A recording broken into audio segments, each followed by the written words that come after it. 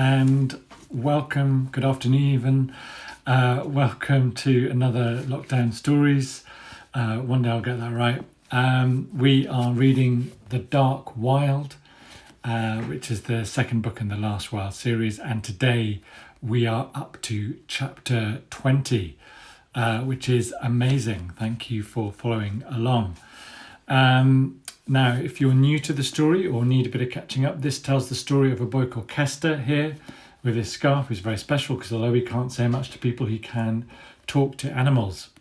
And this is important because he lives in a world where a mysterious virus has killed nearly all the animals in the whole world, but he's found a few that are alive, including a stag, a wolf cub, a dancing mouse, and some pigeons and a general cockroach.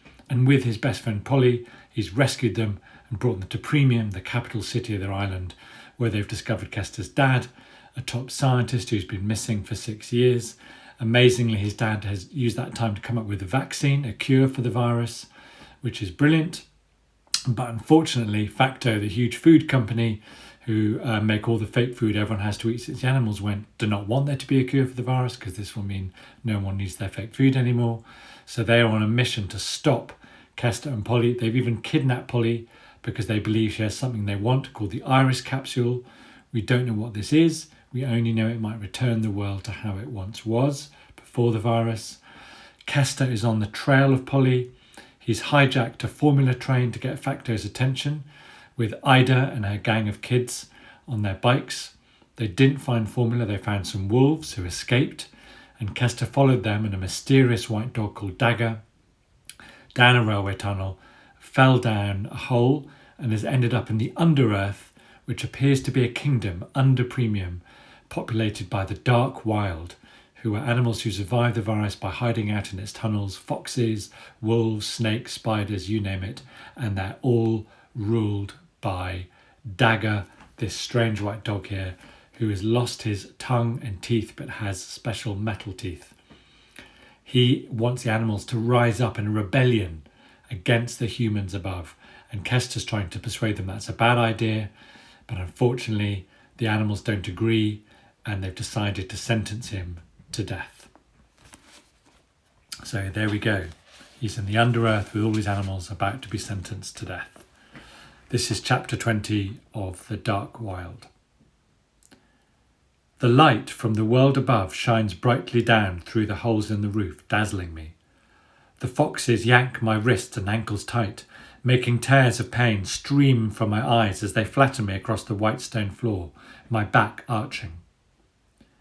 My nostrils seem to be full of nothing but the smell of fur and feathers, floating and filling the air like dust, making me gag. The chants, which I first heard as faint whispers in a drain, are now as loud and crashing as a thunderstorm, if you were trapped in the actual cloud, that is. They were waiting all this time, hundreds and thousands of creatures driven from the city by humans and disease, waiting for revenge. Dagger plants 2 stubby paws either side of my head. I look up and his white face swims through my tears, more like the ghost of a dog than an actual creature. But the hot drool that flecks my cheeks, the clash of his steel jaws are more than real enough. He stretches out a paw and drags his claws along the white rock behind him, making a screeching noise. The cries slowly fade away. There is a last flap of wings, and then all is silent. Silent but for my heart, pulsing hard and thick against my chest, ringing in my ears. Dagger just stares ahead at his legions, waiting. "Child of the humans," he declares, "you, like all your ancestors, have squandered your precious gift." I have just enough energy to say, "What do you mean, my ancestors?" Dagger sniffs and clears the back of his throat. "Don't pretend to me that your treacherous wild has not filled your head with lies about the dream and your so-called gift. You were just trying to delay your inevitable fate." And with a half squeal, half yawn, the dog leans over and stretches his jaws till they are gaping wide open directly above me. I can almost see down his pink gullet into his stomach. He tugs at my scarf, pulling it free, exposing bare skin. I am trapped underground with thousands of animals whose only desire is to see me dead. No one knows I'm here. I've never felt more alone. Perhaps Ida came looking for me, or perhaps Dad has. But how would they find me? I wonder if this is what Polly feels like right now. Wait! The dog pauses, his teeth grazing my throat. He looks up, and I raise my head as much as I can, staring down my chest at the cavern ahead. Wait! Says the voice again. It is not mine, but one I recognise. Splish-splashing down the shallow stream, caked in chalk dust, just managing to dodge the spiders as he comes. It's the rat. As he approaches, Dagger turns and snarls at him. So the traitor dares to desert his post. He releases his paw off my neck. Now is not a good time to beg mercy for your crimes, rat. You have already betrayed this wild by your refusal to join the war. A nearby cat with a chewed-up tail lashes out with a claw at my guide. Shame on you, she yowls, but the rat doesn't flinch. It is the first time I have seen him properly in the light. His eyes are sunken, his fur dry and patchy. But he's my new friend, is all he says simply. The foxes look at one another and grin. But he is my new friend, repeats the skulker in a babyish voice. The others snigger. Do you hear this, my wild? Says Dagger, not looking at the rat directly. This traitor, who was exiled to guard this sacred place as a punishment for his crimes, now calls this enemy a friend. There are squeals of traitor, traitor, from the piles of rats in the far corner of the cave. My rat just takes another shaky step forward into the circle. Oh, dearie me, I know I shall regret this, but humans never hurt this rat, you see. I used to live off their food, their leavings, the precious things they threw away, and even some they didn't. They were useful to us sometimes. Rats have always lived near humans. Silence! Dagger shouts him down. I have heard enough. Guardians, take him away. The foxes and wolves look at one another, uncertain. Dagger blinks. One of you? Do I have to repeat myself, or do you want to feel these metal teeth? Eyes Wide leaps off my legs and pounces on the rat, grabbing him with his jaws, where he hangs unhappily, drooping out of either side. Take him away! Dagger barks. Throw him down the darkest and deepest hole you can find. There he can think on the damage he has already done to all animals, while he slowly starves to death, alone. But I challenge you for him, the rat replies. Dagger almost does a double take. What did you say?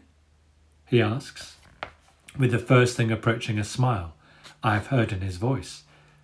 It is the ancient animal custom, says the rat, heaving for breath. I shall fight you for him. Like the stag fought for me in the ring of trees, and won.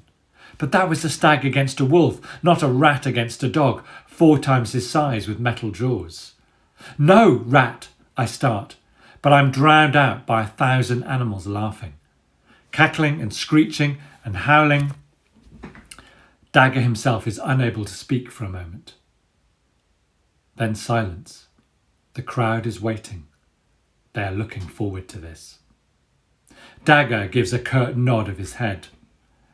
I accept your challenge, traitor rat. It will be good for this wild to witness where betrayal such as yours ends. And then, briskly to the watching creatures, we are to fight a war. The sooner you all develop your hunger for blood, the better. Eyes Wide lets the rat fall to the ground. My guide-turned-champion picks himself up and shakes the dust off. Oh dear, he says to himself, you've done it now. Then he catches sight of me watching him and brightens. But I do not do this for a cause, Wildness. I do it for a friend. Dagger snorts and the 2 beasts begin to circle each other directly in front of me.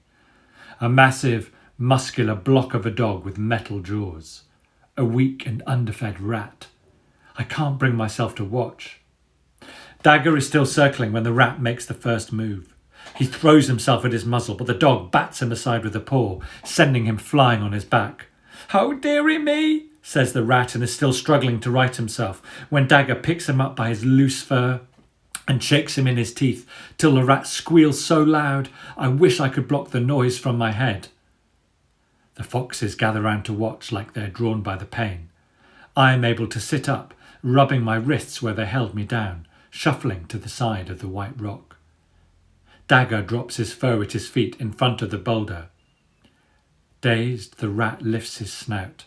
"You silly old rat," he murmurs to himself.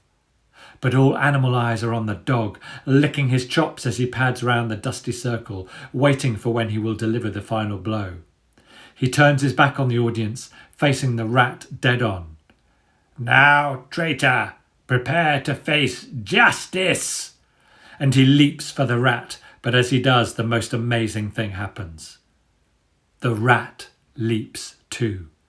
I never knew rats could jump so high. He leaps high into the air, clean over the head of Dagger, who bounds straight into the rock, bashing his snout with an angry howl and collapsing in a daze. The rat lands just the other side of him on the edge of a crowd. He turns to look at me. He's bloodied and torn, but alive. "You see, I am a good friend," he says. "Will you stay now?" If I stay, I will never escape from this hole.